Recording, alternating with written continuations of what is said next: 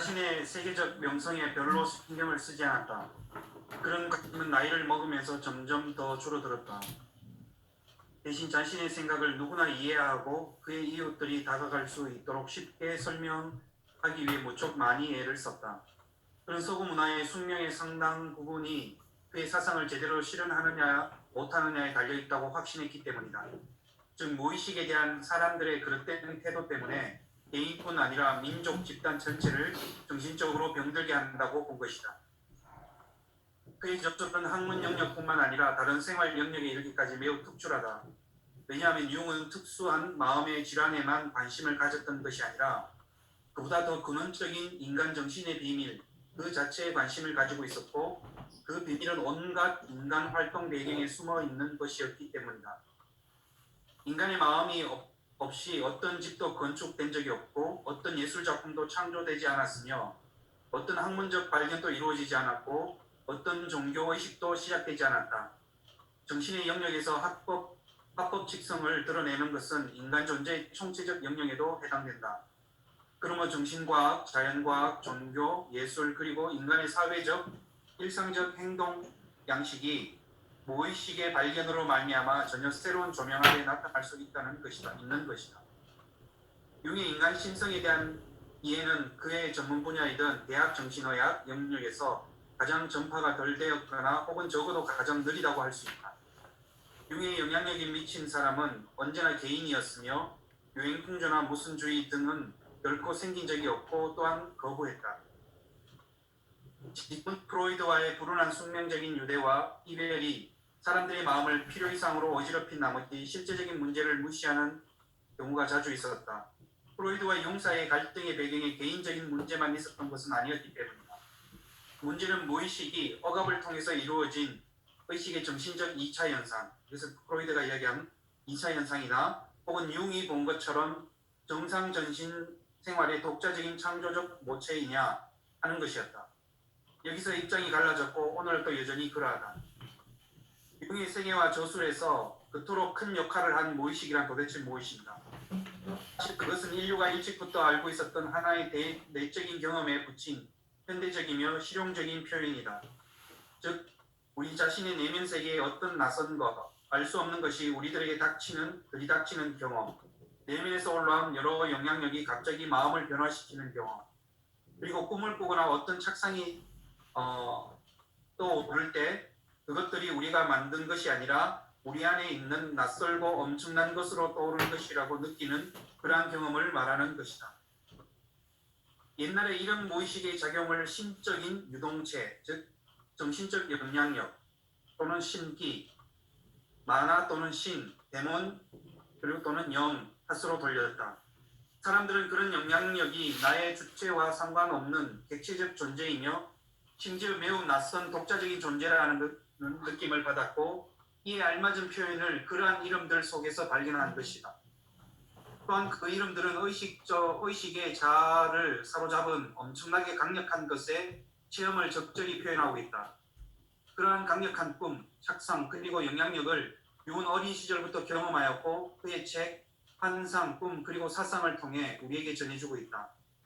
모든 원시부족의 메디스맨은 그의 환상과 꿈으로 살고 있다. 모든 종교적 인간은 그의 생에 있어 한 번쯤은 그런 체험을 가진 일이었다. 그러나 우리의 문명세계에서도 사람들이 알고 있는 것 이상으로 훨씬 더 많은 사람들이 그런 경험을 하곤 한다. 융은 당시 금기시된 이른바 심령 심리학적 정신현상에도 관심을 가지고 있었다.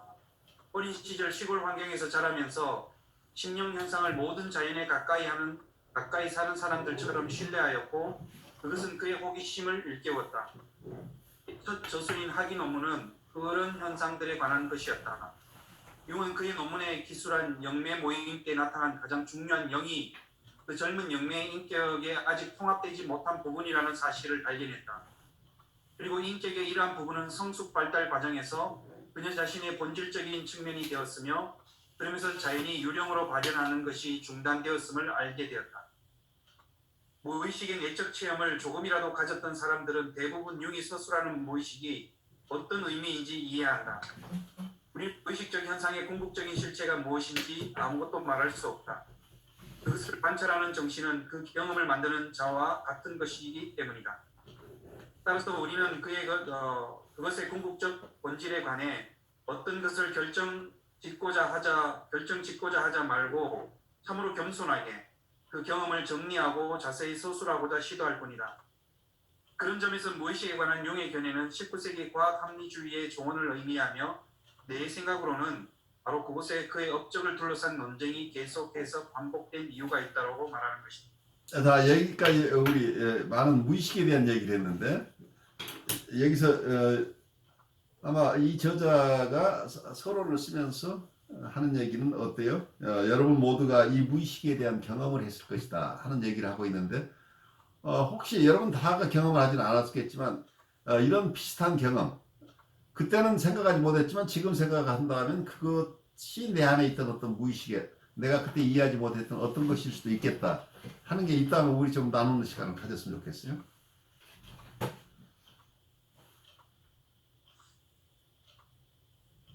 무의식의 경험은 특히 꿈을 통해서 많이 하는 것 같아요. 그런데 이제 꿈속에서도 보면 어떤 꿈이냐면은 이미 이전에 본 적이 있는 경험되어진 것이 나오는 꿈이 있는가 하면 한 번도 경험되지 못했던 것이 나오는 그런 꿈이거든요. 그렇죠. 예. 마치 무슨 미래를 내다보는 듯하는 그런 꿈들을 많이 꿨었거든요. 제가. 그러니까 어느 장소에 가는데 몇 년 전에 벌써 꿈에서 그 장소가 나오는 거죠. 근데 가보는데 그 장소가 만들어지면은 조성된 거는 꿈꾸고 난 이후에 만들어진 건데 그 장소에 갔는데 모르는 길인데 찾아서 가는 거예요. 거기를. 그냥 아는 길을 꿈에서 봤더니. 신기하네요, 신기. 근데 그런 경우가 몇 번 있었어요. 예를 들어서 저희 중국에 갔을 때도 꿈에서 이전에 어떤 건물을 봤고 건물의 모양을 보면서 꿈속에서 뭐라 그러냐면 이거는 불가능하다. 이런 건 있을 수가 없다 이랬는데 중국에 가니까 있더라고요. 깜짝 놀라가지고 그러면 여기 옆에 뭐가 있어야 되는데 하고 그리고 옆에 뭐가 있는데 갔는데 그게 다 있는 거예요. 와, 이건 시공간을 초월한 경험이죠 지금. 네. 그랬을 때 이제 도대체 이런 그런 꿈을 어떻게 이해해야 되는 이제 그런 그래서 그거를 이제 그 전에는 어떻게 얘기했냐면 융의 무의식으로 말한다면은 그 집단 무의식이라는 게 왜 그 이미 조상적인 경험했던 게가 남아있다라는 데 그런 쪽으로 제가 이해를 했어요.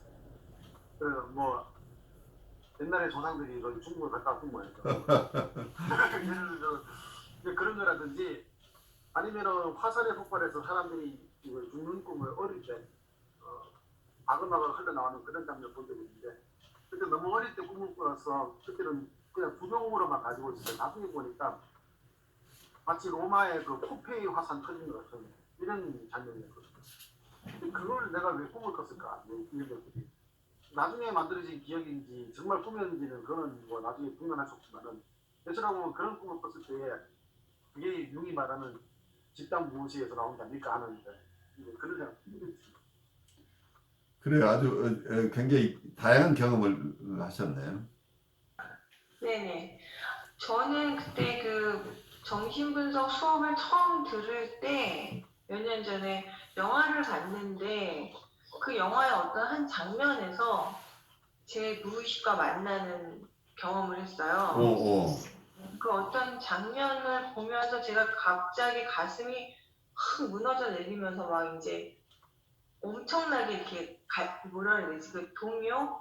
막 너무 그런 것들이 일어나는데 무슨 지진 나듯이 내 내면에서 그리고 막 눈물이 막 펑펑 쏟아지는데 그때 제가 제 무의식에 있던 상처가 이렇게 올라온 거죠.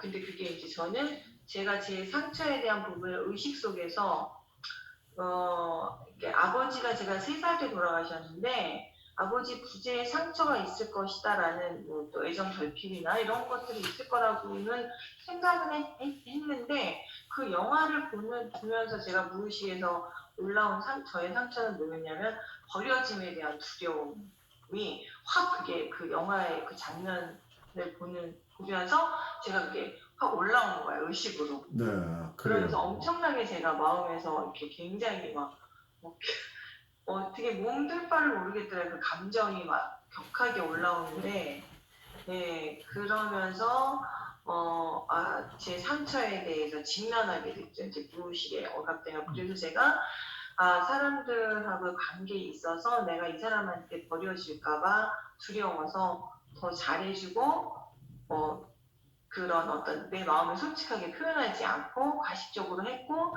또는 이제 남자와의 관계에서 먼저 결별을 하는, 그게 결국은 버림받기 싫어서 그쪽에서 먼저 나를 버릴까 헤어지자고 할까봐 두려워서 제가 먼저 이렇게 하는 그런 저의 패턴을 이제 보게 됐어요. 굉장히 큰 이게 체험이죠. 큰, 예. 네.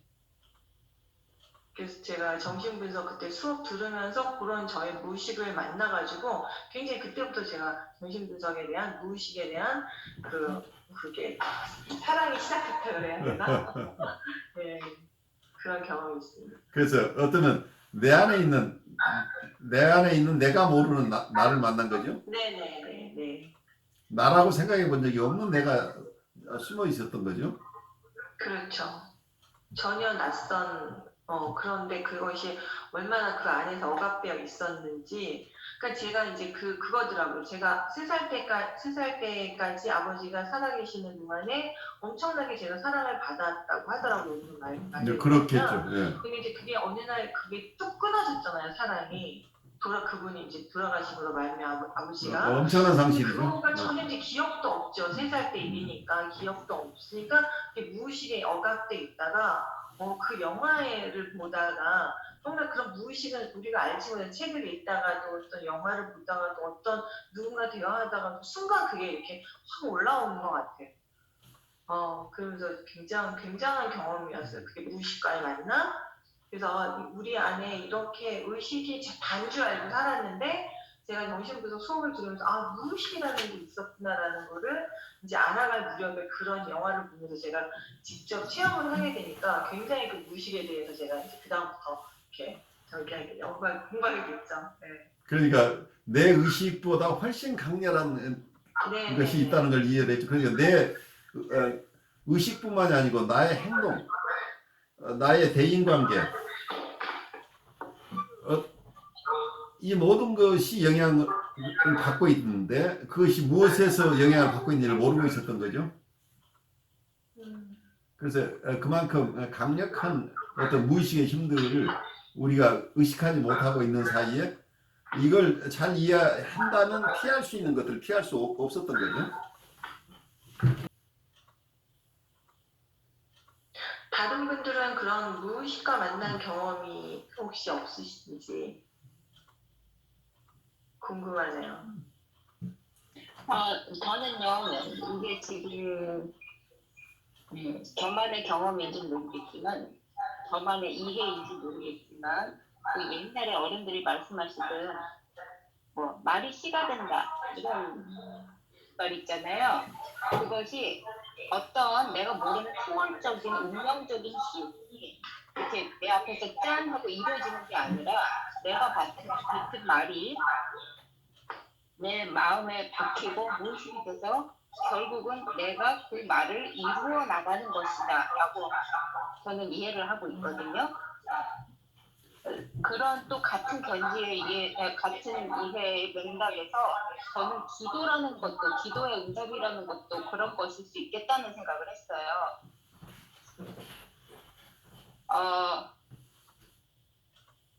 그러니까 예를 들자면요. 들리세요? 예, 잘 들려요. 예. 예를 들자면 제가 무의식적으로, 그러니까 우리 아들이 어렸을 때 5살 때쯤 됐을 때 제가 이제 아무 밑도 끝도 없이 근거 없이 우리 아이는 초등학교를 미국에 가서 보낼 거야 라고 말을 뱉었어요. 근데 아무 준비도 안 했었고 대책도 없었고 근거도 없었고 거기에 대한 어떤 이유가 없었어요. 근데 저는 계속 우리 아이는 초등학교를 미국에 가서 보낼 거야.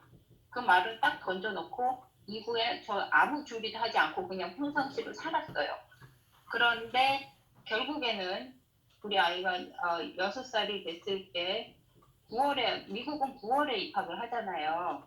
근데 이제 한국에서는 3월이 지나갔어요. 그러니까 때는 내가 뱉은 말은 이루어지지 않는구나라고 생각을 했는데 이제 9월이 되기 전 6월에 제가 미국을 왔거든요. 그래서 결국은 3개월 지나고 나서 9월에 딱 유치원 들어가는 걸 보면서 저는 그때 당시는 야 진짜 이거 말이 무섭구나. 함부로 하면 안 되겠구나. 정말 말이 씨가 되는구나. 내지는 뭐 기도의 응답을 받았다. 뭐 이렇게 그 당시는 생각을 했었어요. 근데 그런 비슷한 일들이 반복되면서 제가 가진 이해는 뭐냐면 이거 혹시 내가 말 뱉어놓고 무의식적으로 그것이 이루어지기를 바라는 마음에서 나도 모르게 계속 모든 인생의 방향을 거기다 맞추고 사는 건 아닐까. 그리고 결국은 내가 만들어낸 결과 아닌가. 를 저만도 그렇지만 이제 다른 사람의 기도하시는 그 패턴을 보면 그런 것을 제가 좀 약간 이해할 수가 있었어요. 이를테면 간절하게 원하는 기도 제목이 있는 분들은 그 방향으로 살아갔어요. 또 뭔가 불길한 일이 일어날 것 같은 예감을 가지고 계신 분들은 계속 그 불길한 징조를 가지고 사셔서 결국은 그 불길함에 빠지고 도달하게 하고 많은 것들을 보면서 이 책의 서론에 있잖아요.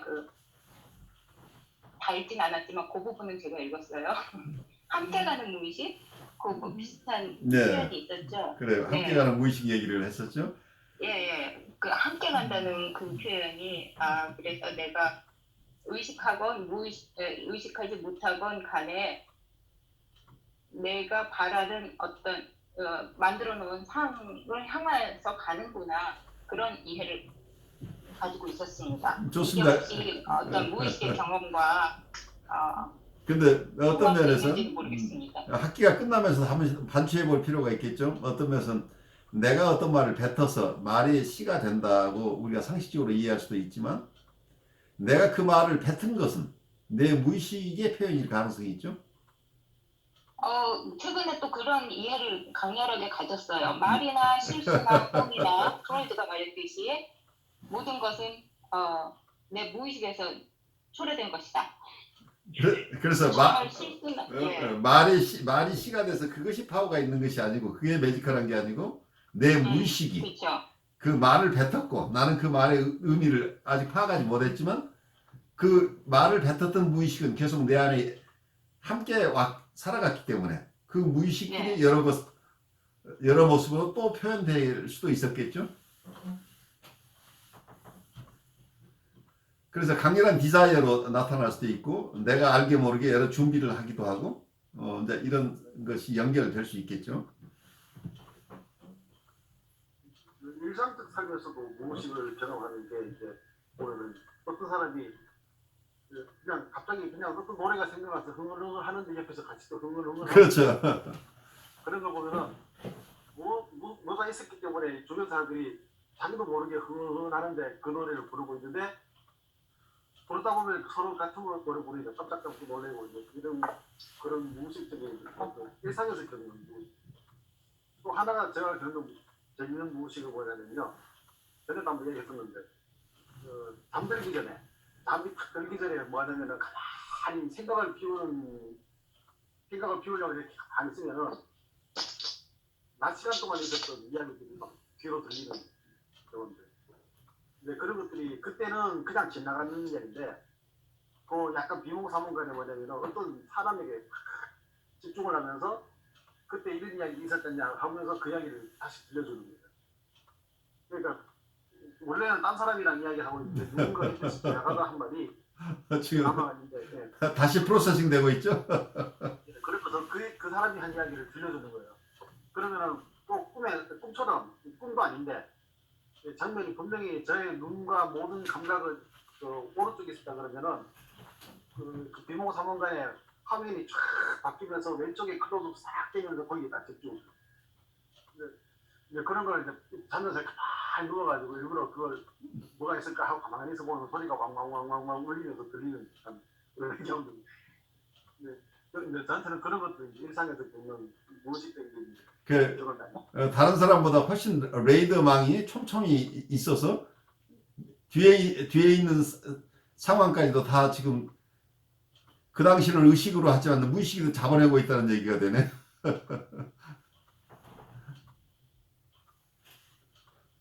제가 얘기 드려도 될까요? 아, 예, 말씀하세요.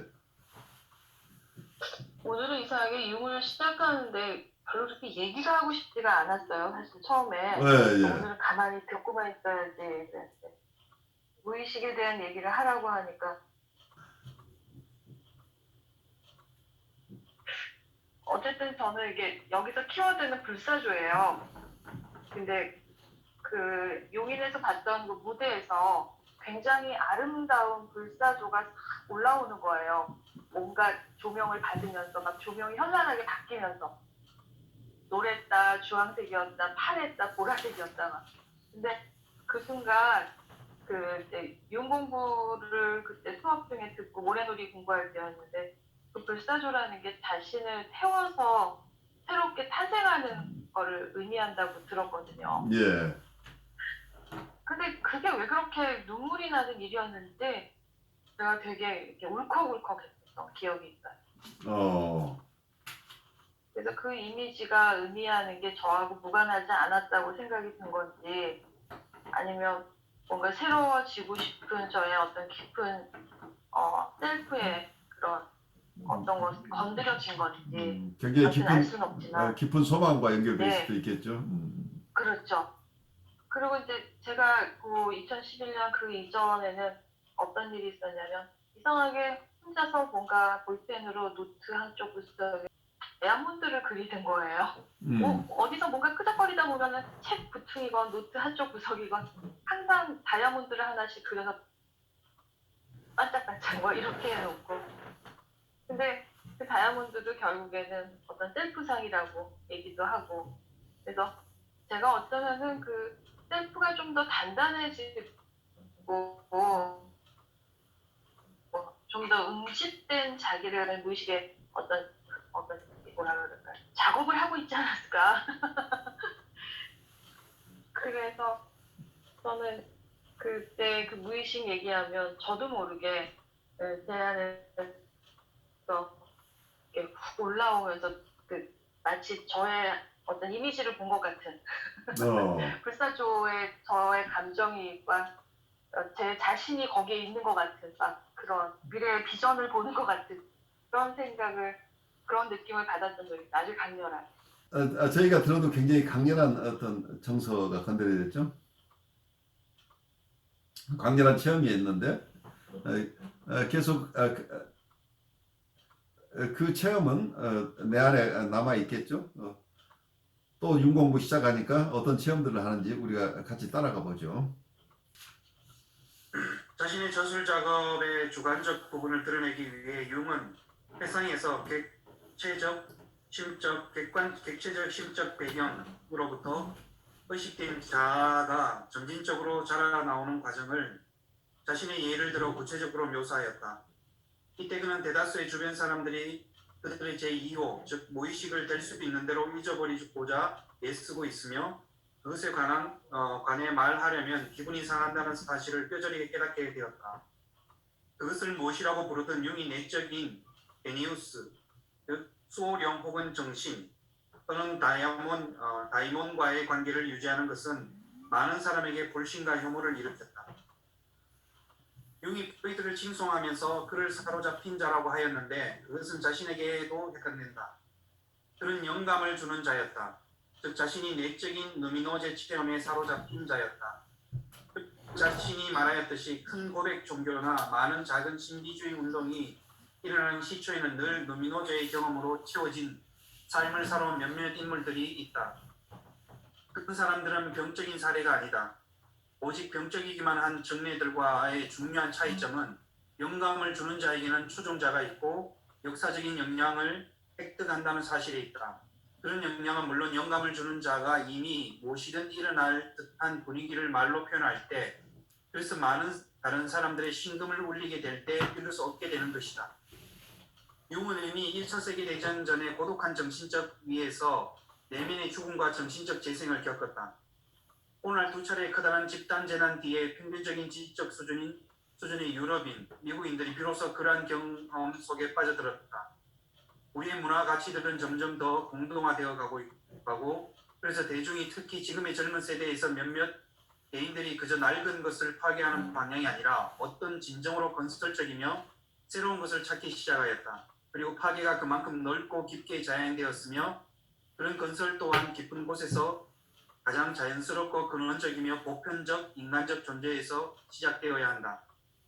오늘날에도 현대의 젊은이들이 찾고 있는 그곳, 물론 대부분의 약물을 통해서 직접적이고 의식된 만남은 아니지만 집단적 의식적 내용이 되어버린 종교가 아니라 그 뒤에 있는 원초적 체험, 개별적 인간의 자기 고유의 신 또는 다이몬과의 만남, 마음속에서부터 올라오는 강력한 정동, 정감, 환상, 창조적 창상과 장애와의 격투, 이것이 융의 모든 작업과 존재의 밑바닥에 있다. 그러므로 설교와 교육, 신봉을 통해 자신의 신비에 관한 견해들을 이해할 수 없었던 자기 자신의 무의식 안으로 들어가 길을 인도하는 처방을 찾고자 하는 그런 사람들만이 오직 융의 작업과 존재를 이해할 수 있다.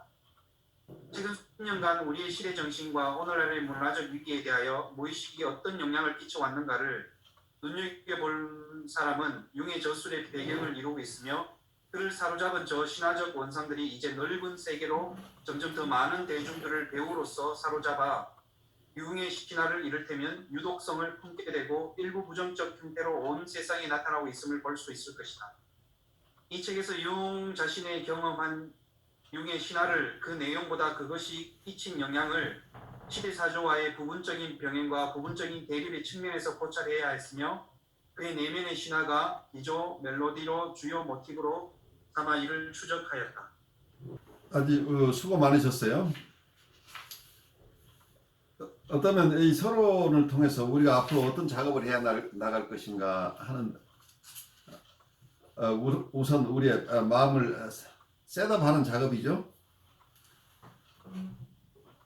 어쩌면 우리의 무의식을 만난다고 하는 것이 큰 하나의 이슈가 되죠. 그 무의식은 생각보다 깊고 넓은 어떤 의미를 가지고 있기 때문에 우리 개개인에게 이 무의식들이 어떻게 나에게는 나의 무의식은 나를 어떻게 만나고 있는가, 아니면 내가 무의식을 어떻게 만나고 있는가, 내 삶과 내 무의식이 바른 관계를 맺고 있는가, 적절하게 어떤 나를 인도하고 있는가, 아니면 우리를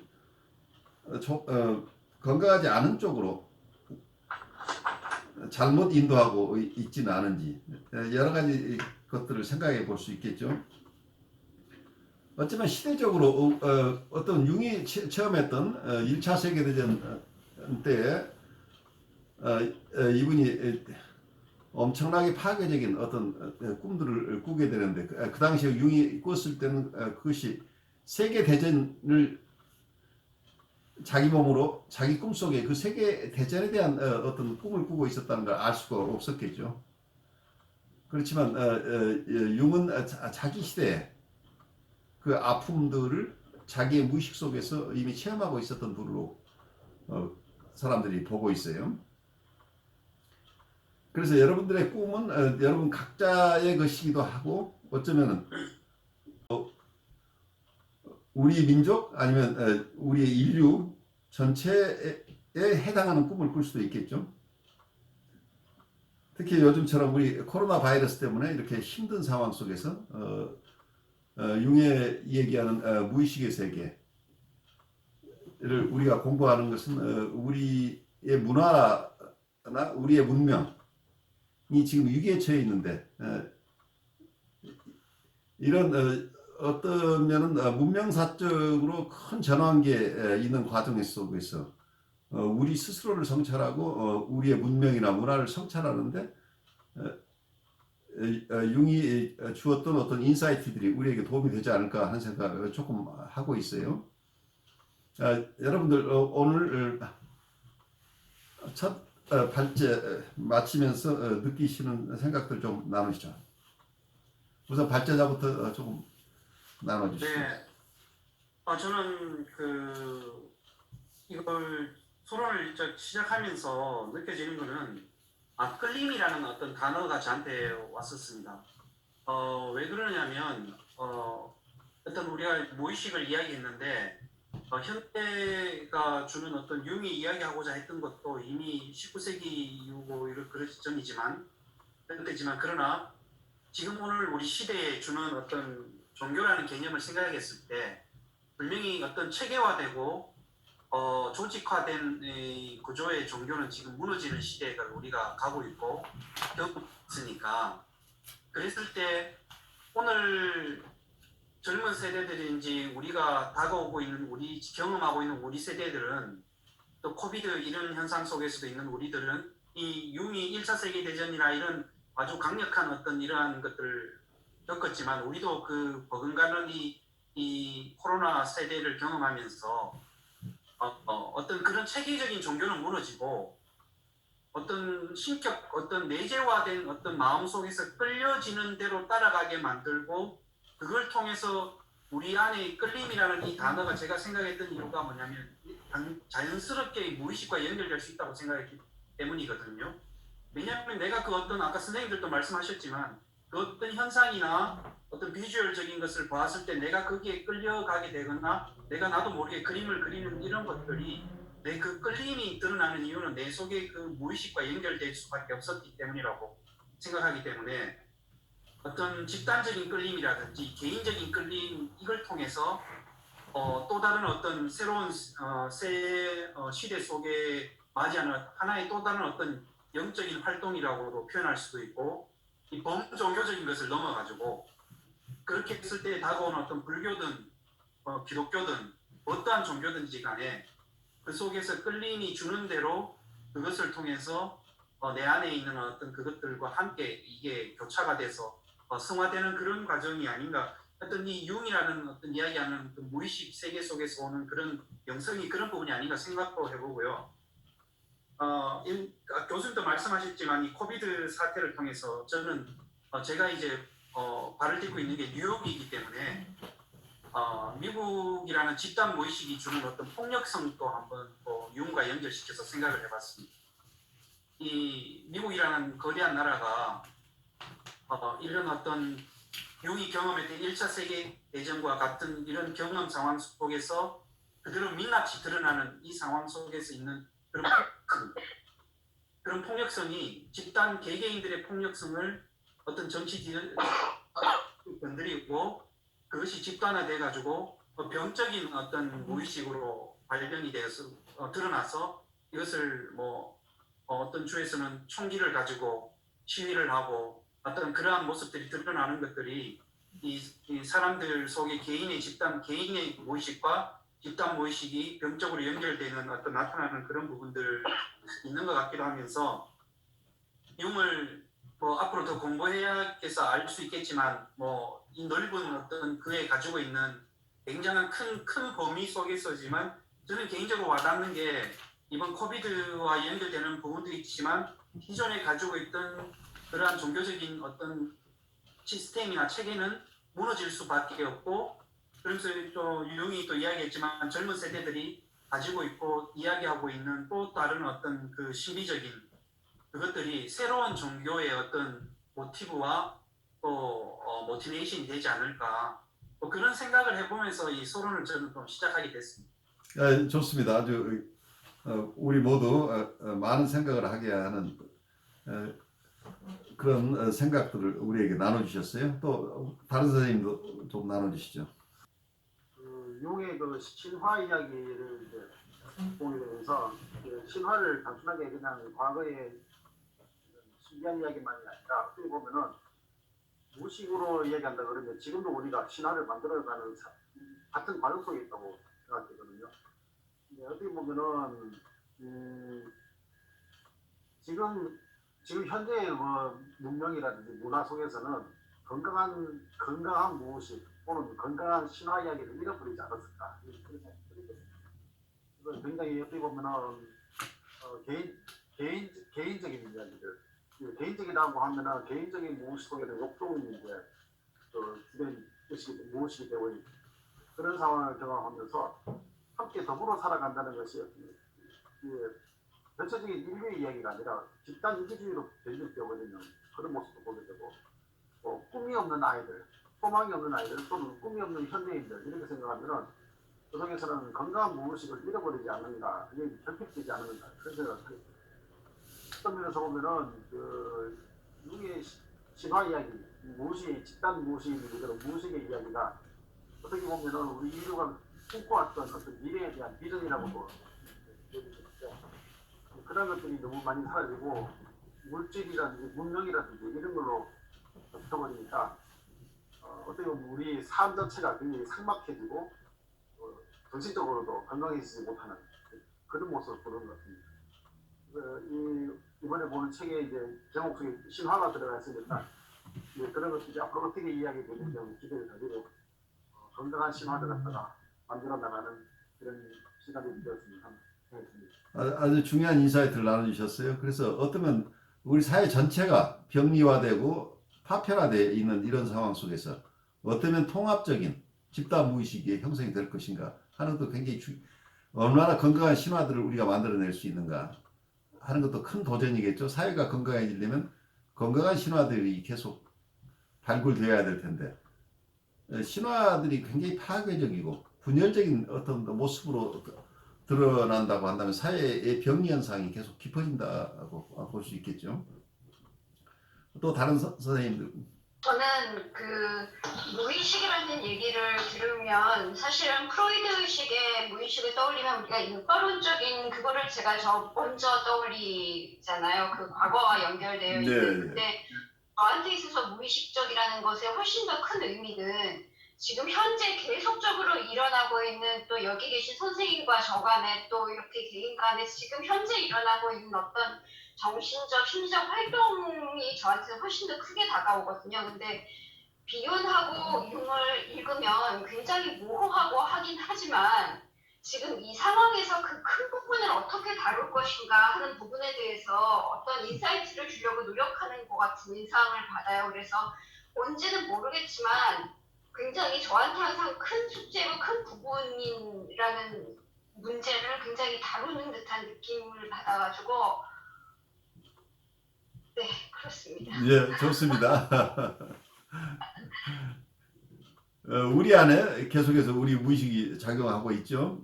우리의 무의식적인 교류들이 또 일어나고 있죠. 그래서 우리가 건강한 무의식적인 교류들이 일어난다면 우리 모두가 좀 무의식을 융이 봤던 무의식을 내가 좋아하는 이유 중에 하나가 이 창조성의 근원이 무의식이라고 보고 있기 때문에 그 지점을 나는 굉장히 좋아해요. 창조성이 어디에서 나오는 것인가? 우리의 깊은 무의식에서 나온다고 한다면 우리가 무의식을 두려워할 대상으로 볼 것이 아니라 우리가 찾아야 될 곳이다고 이렇게 볼 수 있겠죠. 저는 그 융하면 떠오르는 문장이 있는데 융이 말년 때 그 자신의 삶은 무의식을 의식화하는 과정이었다 뭐 이렇게 얘기했던 것 같은데 저는 그 말이 그 문장이 50대에는 좀 더 무게감이 다르게 느껴지는 것 같아요. 그래서 저도 나의 무의식이 뭐를 원하는 건지 귀를 좀 기울여보는 그런 시간을 좀 가졌던 것 같아요. 그래서 제가 이렇게 선생님들 얘기하는 거 들으면서 제 컴퓨터에 저장됐던 2011년도에 많은 자료들이 있어서 사진들을 돌려보면서 들었거든요. 예. 이 또한 어떤 메시지가 있는 것 같다는 생각이 듭니다. 네, 오늘 잘 들었습니다. 네, 좋습니다.